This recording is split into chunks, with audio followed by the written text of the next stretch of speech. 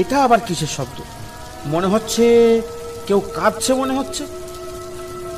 দেখ এবার, এটা তো সবে শুরু। ও ও রে বাবা রে, এ কে রে? এই যে সত্যি আমাকে কাঁচা চিবিয়ে খাবে। ও গো মোহন কাকা, ও গো মোহন কাকা বাঁচাও! ও গো মোহন কাকা, ও গো মোহন কাকা বাঁচাও!